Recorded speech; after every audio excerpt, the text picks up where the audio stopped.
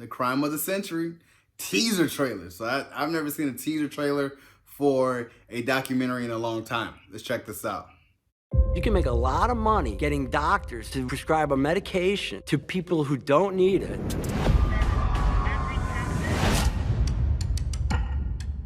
OxyContin was what they stressed they wanted sales out of. Hundreds and hundreds of sales reps go out and meet with doctors. The doctor, he's a businessman. I gotta show him the WIFM. What's in it for me?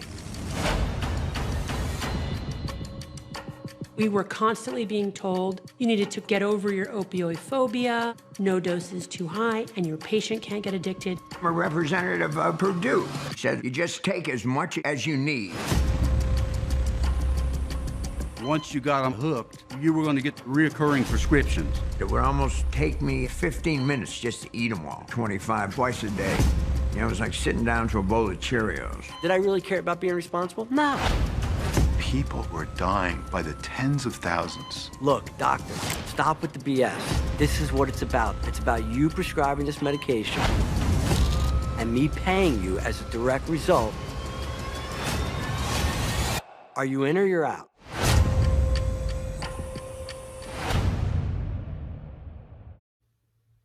I love this opioid crisis. This is coming to HBO, so I know it's gonna be HBO Max. I love this opioid crisis documentary. It reminds me of The Pharmacist on Netflix, which exposed the opioid crisis in Louisiana, and especially in New Orleans. And that's where I was from. And I just remember in 2007, 2008, everybody that I knew, you know, from out of high school who were in clubs, doing club things, were damn near everyone had some type of popping pills. Like, that was just a thing. And where I'm from in Baton Rouge, and they call it Jigga City, meaning a jigga is ecstasy pills. So I remember people was popping X. Never wanted to mess with it, but I knew a lot of people around it who were doing X. And like in the span of a year or two, people graduated to other things other than X. It was lower tabs, it was bars, it was Oxycontins, Roxycontins, you know, like it was so many different pills that people love to take. And right now it's Percocets and Adderalls. People love to take those and drink alcohol, or Red Bulls and stuff like that.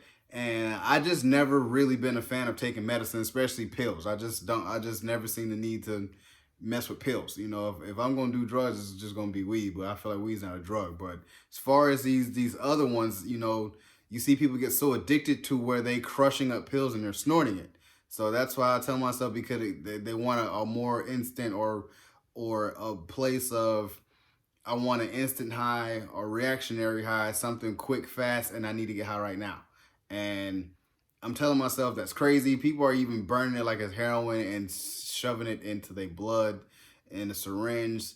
Like, they want a faster and they want a quicker, eye-opening high, or it heightens the pressure of being high. So I'm telling myself, I'm like, that's when you know that you are truly addicted. And the craziest thing about these Oxycontins and Roxycontins, that you're getting it from these pharmacists and these doctors. They're the ones who are prescribing it to you. There's nothing that you can't buy off the street. You have to get a prescription for it. So I've always told myself, yeah, man, the hospitals and doctors, man, they are the biggest drug dealers of all time.